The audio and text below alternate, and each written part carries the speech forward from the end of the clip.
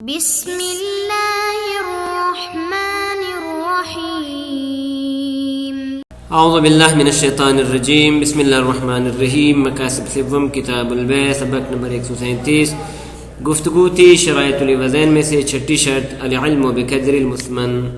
تو مسئلہ یہ چل رہا تھا کہ اگر عین کو متعاقدین نے دیکھا اس کے بعد اس پہ عقد پڑا گیا، اس کے بعد ان کے درمیان اختلاف ہو گیا کہ آیا، اور اس میں بیان ہوا تھا کہ اس کی تین صورتیں ہیں، یا تو وہ عین سابقہ مشاہدہ وہ عادتاً تبدیل ہوتی ہے یا تبدیل نہیں ہوتی، یہ دونوں امر جائز ہیں۔ تو یہ ساری سچویشن ساری احوال بیان ہوئی تھی۔ اس کے بعد دو فرع تھیں، ان میں سے پہلی فرع یہ تھی کہ اگر پہلے دونوں نے دیکھی ہے اس کے بعد اختلاف ہو گیا ہے کہ اس کے اندر تبدیلی ہوئی ہے یا تبدیلی نہیں ہوئی، تو اس کا ذکر بھی ہو چکا۔ اب اس کے بعد دوسری فرع میں گفتگو تھی، وہ اس طرح کہ اگر دونوں کا اتفاق ہے کہ تبدیلی ہوئی ہے مشاہدہ کے بعد، اور اس طرح جو وقت جو عقد واقع ہوا تھا وہ بھی اس وصف مشاہد پہ ہوا تھا۔ اب اختلاف اس میں ہے کہ آیا تغیر پہلے ہوا ہے تاکہ خیار مشتری کے لیے ثابت ہو جائے، یا تغیر بعد میں ہوا، بیع پہلے ہوئی تاکہ مشتری کے لیے خیار ثابت نہ ہو۔ تو اس کا جواب انہوں نے ذکر کیا تھا، اور یہیں سے ایک اور فرق نکالی تھی اطلاف کی صورت میں، وہ اس طرح کہ فرق یہ تھی کہ اگر ایک چیز بیچی گئی اور اس کے بعد تلف ہو گئی، اب اس کے بعد اختلاف اس میں ہے کہ آیا یہ تلف بیع سے پہلے ہوئی یا بیع کے بعد میں ہوئی۔ تو فرماتے ہیں اصل یہ ہے کہ فرماتے ہیں تلف بعد میں ہوئی، لذا معذرت اصل یہ ہے کہ تلف پہلے ہوئی اور مشتری کو اپنا حق موصول نہیں ہوا، لذا قول مشتری کو مقدم کیا جائے گا اور مشتری کے لیے خیار ثابت ہوگا۔ یہ ہم نے پچھلے سبق میں بیان کیا تھا۔ تو آج بیان فرما رہے ہیں کہ کبھی کبھار یہ وہم ہوتا ہے کہ یہاں پہ اصالہ صحت بیع جاری ہوگا۔ کیوں اصالہ صحت بیع جاری ہوگا؟ اس بنیاد پہ کہ حقیقت میں شک خود مبیع میں نہیں ہے بلکہ مبیع کی بعض شرائط میں ہے۔ تو جب مبیع کی بعض شرائط میں شک ہو تو اس صورت میں فرماتے ہیں اصالہ صحت البیع جاری ہوگا۔ تو اس کا جواب جناب مصنف یہاں پہ ذکر کر رہے ہیں، لذا فرماتے ہیں وَقَدْ يُتَوَہَّمُ جریان اصالت صحت البیع ہونا۔ کبھی کبھار وہم کیا جاتا ہے کہ اس مسئلے میں، مسئلہ یہ تھا کہ جو پہلے بیان ہوا فی الشک فی کون الطلف قبل البیع ام بعد البیع، کہ تلف بیع سے پہلے یا بیع کے بعد میں، یہ مسئلہ چل رہا تھا۔ اور ہم نے تو یہ بیان کیا تھا کہ یہاں پہ عدم وصول حق المشتری الی المشتری لذا یثبت خیار للمشتری، لیکن یہاں پہ یہ فرماتے ہیں کہ نا اصالہ صحت بیع جاری ہوگا۔ دلیل ان کی کیا ہے؟ للشک فی بعض شروط، کیونکہ شک ہے بعض شروط بیع میں، وہو وجود البیع مبیع، در حال کہ مبیع موجود ہے، پس مبیع تلف نہیں ہو گویا کہ مبیع تو موجود ہے لیکن اس کی بعض شرائط میں شک ہے۔ کس طرح کہ فَإِنَّهُ كُلَّمَا شُكَّ فِي شَرْطٍ مِّن شُرُوطِ الْبَيْعِ بَعْدَ الْعَقْدِ، کہ جب شک کیا جائے بیع کے عقد کے بعد بیع کی بعض شروط میں کہ یہ شرط حاصل ہوئی تھی یا نہیں حاصل نہیں ہوئی تھی، تو قان اللازم اجراء اصالت الصحہ، تو لازم یہ ہے کہ صحت بیع اصالہ صحت بیع جاری ہونا چاہیے۔ جناب شیخ انصاری رحمۃ اللہ علیہ اس کا جواب پیش کر رہے ہیں کہ فرماتے دیکھیے کہ صحت عقد سے کیا مراد ہے۔ فرماتے جب ہم کہتے عقد صحیح ہے، اس کا معنی یہ ہے کہ اس پہ اس کے جو شرعی آثار ہیں وہ مترتب ہیں، یعنی نقل و انتقال ہو سکتا ہے ایک، بس ایک تو یہ کہ نقل و انتقال اس سے متحقق ہو، مرتب ہو، دوسرا یہ کہ کبھی صادر نہ ہو، فعل مسلم سے کبھی صادر نہ ہو۔ اگر یہ دونوں چیزیں موجود ہیں تو اس صورت میں کہتے ہیں عقد صحیح ہے، لذا اس صورت میں اصالت الصحہ جاری کیا جاتا ہے۔ لیکن جہاں پہ فرماتے ہیں یہ یا پہلی شرط موجود نہیں ہے یا دوسری شرط موجود نہیں ہے. کس طرح؟ فرماتے ہیں فیہ ان صحت العقد، عقد کا صحیح ہونا عبارہ ان کونہ بحیث یترتب علیہ الاثر شرعا، وہ یہ ہے کہ اس طرح ہونا چاہیے یہ عقد کہ اس پہ شرعی اثر ثابت اور مترتب ہو سکے، یعنی نقل و انتقال ہو سکے. بنابراً فاذا فرضنا ان عقد علی شیء معدوم فی الواقع، اگر فرض یہ ہے کہ شے معدوم پہ عقد منعقد ہوا ہے، واقع میں شے کا کوئی وجود ہی نہیں ہے، تو فلا تاثیر له عقلا فی تملیک العین، تو فرماتے ہیں عقلا نقل و انتقال نہیں ہو سکتا. تملیک عین میں عقلا کوئی اثر موجود نہیں ہے، تو جب عقلا کسی قسم کا اثر موجود نہیں ہے تو پس شرعاً بھی کوئی اثر موجود نہیں ہے، پس نقل و انتقال نہیں ہوا. کیوں؟ لأن تملیک المعدوم، کیونکہ معدوم چیز کو کسی کی ملکیت میں قرار دینا، البتہ بعض صورتیں ایسی ہیں کہ اگرچہ معدوم ہے لیکن اس کو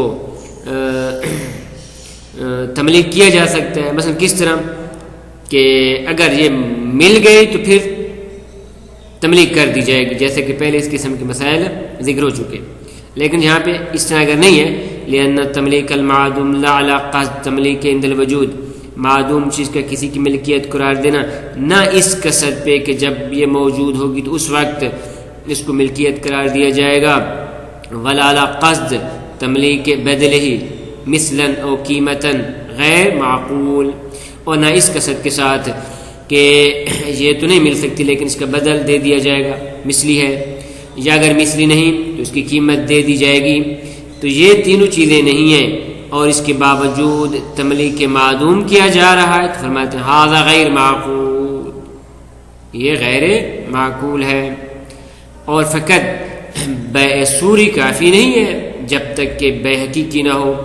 ومجرد انشاء باللفظ، صرف بیع صوری کر دینا لفظاً در حالانکہ وہ چیز موجود ہی نہ ہو، تو فرماتے عرفاً یہ لغو ہے. ایسا لغو ہے کہ یقبح کبھی ہے مع العلم، جب پتہ ہے کہ اس چیز موجود ہی نہیں ہے تو کبھی ہے. دون الجہل بالحال، نہ یہ کہ اس وقت تو مجہول ہے لیکن پتہ ہے کہ حقیقت میں موجود ہے تو پھر تو ٹھیک ہے. لذا فاذا شککنا فی وجود العین حال العقد، اصلا شک ہے کہ حال عقد میں چیز موجود ہے یا موجود نہیں، بس علم نہیں ہے، تو فلا یلزم من الحکم بعدمہ فعل فاسد من المسلم. تو فرماتے یہاں پہ جب یہ حکم لگایا جائے کہ جب شک ہے کہ عین موجود ہے یا موجود نہیں تو ہم اس پہ حکم یہ لگاتے ہیں کہ پس موجود نہیں، تو فلا یلزم من الحکم بعدمہ فعل فاسد من المسلم، اس سے فعل فاسد از مسلم لازم نہیں آتا. کیوں؟ لأن التملیک الحقیقی غیر متحقق، کیونکہ تملیک حقیقی متحقق نہیں ہو رہی. وصوری، اور وَإِن تحقق، اگرچہ تملیک صوری ہو رہی ہے کیونکہ عقد بالآخر پڑھا جا رہا ہے، لیکنہ لیس بفاسد، لیکن فرماتے ہیں یہ فاسد نہیں ہے. کیوں؟ اذ اللغو فاسد عرفا اے کبیح عرفا اذا صدر عن علم بالحال، اس وجہ سے کہ لغو کبھی اور فاسد ہے اس صورت میں کہ جب حال کے بارے میں معلوم ہو، درحالانکہ کہ جہاں پہ حال کے بارے میں پتہ نہیں ہے. وبالجملہ الفاسد شرعاً، یعنی وہ کہ جو شرعی لحاظ سے فاسد ہے کہ الذی تنزہ عنہ فعل المسلم، کہ جس سے فعل مسلم متنزہ ہے، وہ کہ ہوا التملیک الحقیقی، وہ تملیک حقیقی ہے کہ المقصود الذی لم یمضی الشارع، کہ جس سے مقصود یہ ہے کہ شارع نے اس کا امضاء نہیں کیا. ولا تملیک الحقیقی ہونا، اور جہاں پہ فرماتے تملیک حقیقی موجود نہیں. کیوں؟ بناء علی قول المبی معدوما حال البیع، اس بنیاد پہ کہ مبی معدوم ہے. ولا تملیک حقیقی ہونا بناء علی قول المبی معدوما حال البیع، کہ حال بیع مبی معدوم ہے، بس تملیک حقیقی موجود نہیں، لذا فرماتے ہیں عقد صادق نہیں آ سکتا۔ بنا بری کسی عقد کے صحیح ہونے میں دو چیزوں کا ہونا ضروری ہے، نمبر ایک ارکان عقد موجود ہوں، نمبر دو کہ اس کے انجام دینے سے فعل مسلم کا بصورت کبھی ہونا صادر نہ ہو، تو اس صورت میں فرماتے ہیں اصالہ صحت بے جاری ہو سکتا ہے۔ ففہم ھذا، فرماتے یہ بات آپ اچھی طریقے سے سمجھ لیں، کیوں؟ کیونکہ اس مسئلے سے بعض نے تغافل کیا ہے کہ فإنه قد غفل عنه بعض في مسألة الاختلاف في تقدم بيع الراهن على رجوع المرتهن عن إذنه في البيع وتأخره عنه، کہ بعض نے اس سے غفلت کی ہے کہ صورت میں فی مسألة الاختلاف فی تقدم بيع الراهن على رجوع المرتهن، اس طرح کہ راہن مثلا زید نے عامر کے پاس ایک چیز بطور رہن رکھی، اس کے بعد زید نے عامر سے اجازت لے کے اس کو بیچ ڈالا، اس کے بعد پھر کیا ہوا، عامر نے اپنے اذن سے رجوع کر لیا، اب اس کے بعد شک پڑ گیا کہ آیا مرتہن نے بیع سے پہلے رجوع کر لیا ہے یا بیع کے بعد رجوع کیا تھا، تو یہاں پہ اختلاف ہے کہ آیا بیع پہلے ہوئی یا رجوع پہلے ہوا۔ تو فرماتے اس مسئلے میں بعض نے اسے غفلت کی ہے کہ فی تقدم بیع الراہن علی رجوع المرتہن عن اذنہ فی البیع وتأخرہ عنہ، یعنی کہ بیع جو ہے وہ متأخر تھی اس رجوع مرتہن عن اذنہ سے، کہ ہے سو تمسکا بإصالة صحت الرجوع عن الاذن، کہ یہاں پہ انہوں نے تمسک کے اس پہ کہ اس کے لیے اذن سے رجوع کرنا صحیح ہے۔ کیوں؟ دلیل انہوں نے یہ پیش کی کہ لأن الرجوع لو وقع بعد الراہن کان فاسدا، کیونکہ رجوع اگر بیع راہن کے بعد واقع ہو تو کانا فاسدا، تو یہ بیع باطل ہوگی۔ کیوں؟ لعدم مصادفتہ محلا یؤثر فیہ، کیونکہ یہ مصادف نہیں ایسے محل کے کہ یؤثر فیہ، جو اس میں مؤثر ہو، جو اس میں تاثیر رکھتا ہو۔ نعم لو تحققت قابلیت التاثیر عقلا وتحقق الانشاء الحقیقی، ہاں البتہ فرماتے ہیں اگر بصورت عقلی تاثیر متحقق ہو رہی ہو اور ادھر انشاء بھی انشاء حقیقی ہو، اس طرح کے نقل کا قصد کیا گیا ہو عرفی لحاظ سے، وتحقق الانشاء الحقیقی، حقیقی مثلا کس طرح، وہ الانشاء بقصد عرفا وہ الانشاء بقصد نقل، عرفی لحاظ سے اگر یہ دونوں چیزیں موجود ہوں کہ قابلیت تاثیر عقلی ہو اور انشاء حقیقی متحقق ہو عرفی اعتبار سے، کس طرح عرفی اعتبار سے متحقق ہو، اس کی چند مثالیں پیش کر رہے ہیں۔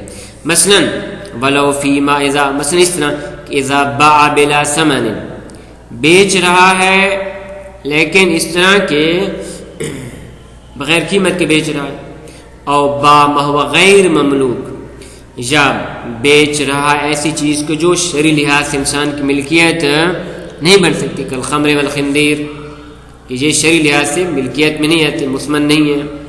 اس طرح وقت تالف شرعا، تیسری مثال ایسی چیز بیچ رہا ہے کہ جو شرعی اعتبار سے تالف قرار دی گئی ہے، کالغریق، عبد غریق یا حیوان غریق کو بیچا جا رہا ہے، والمسروق، چوری شدہ مال کو بیچا جا رہا ہے کہ شرعی لحاظ سے ان کو تالف کہا جاتا ہے، او معدوم، یا ایسی معدوم ہے کہ قصد تملک عند وجودہ، کہ جس سے مقصود یہ ہے کہ جب یہ مل جائے گی تو اس وقت اس کا تملک ہوگا، کالثمرۃ المعدومہ، جس طرح ایسا ثمرہ کہ جو اس وقت موجود نہیں لیکن بعد میں پیدا ہوگا، جیسا کہ بعض صورتوں میں بیع نخل وغیرہ کی صورتوں میں بعض میں اجازت دی گئی ہے۔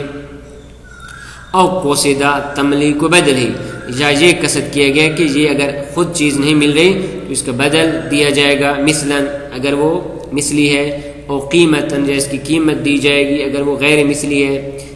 مثلا کما لو باع ما اتلفہ زید العمر، مثلا اگر عمر نے بیچی ہے ایسی چیز کہ جس کو تلف کیا گیا ہے، کما لو باع زید، اگر زید نے بیچی ہے وہ چیز کہ جو زید سے تلف ہو چکی ہے اور اس کو بیچے علی عمر پہ، او صالحہ، یا زید نے عمر سے مصالحت کی ہے ایاہ، اس چیز کی کہ جو تلف ہو چکی ہے. کس طرح؟ بے قصد حصول اثر الملک فی بدلہ، کہ اس کی بدل میں اس کی ملکیت کا اثر حاصل ہوگا. تحقق مورد الصحہ والفساد، تو یہاں پہ فرماتے ہیں مورد صحت اور فساد متحقق ہے، لذا شک کی صورت میں ہم کہہ سکتے ہیں کہ بے صحیح ہے، اور اصالت الصحت بے جاری ہوگا. کس طرح؟ کہ فیضا حکم بفساد شیء من ذلک، کہ اگر ان مذکورہ مثالوں میں یہ حکم لگایا جائے کہ یہ صحیح نہیں بلکہ فاسد ہے، ثم شکا، اس کے بعد شک کیا جائے کہ فی ان العقد الخارجی منہ، کہ یہ جو عقد خارجی منعقد ہوا ہے منہ ہے، یعنی اسی فاسد چیز سے ہے، ام من الصحیح، یا نہ عقد خارجی یہ صحیح پہ ہے تو ہو من علی الصحہ. تو ان مثالوں میں فرماتے ہیں حمل کیا جائے گا صحت پہ اور اس عقد کو صحیح قرار دیا جائے گا. بنابراین اس وقت اصالت البیع کا اصالہ جاری ہو سکتا ہے کہ جب دونوں امر موجود ہوں. پہلا امر یہ کہ ارکان عقد موجود ہوں، دوسرا امر یہ کہ بائع یا مشتری میں سے کسی ایک سے فرماتے ہیں فعل کبھی صادر نہ ہو رہا ہو، جیسا کہ انہوں نے آخری مثالیں پیش کی کہ ان مثالوں میں چونکہ دونوں امر منعقد ہو رہے تھے اور تام تھے، لذا حمل علی الصحیح، اس کو حمل کیا جائے گا صحیح پہ. کس بنیاد پہ؟ کہ اصالہ صحت بے جاری ہوگا. وصلی اللہ علی محمد و اہل بیت الطیبین الطاہرین.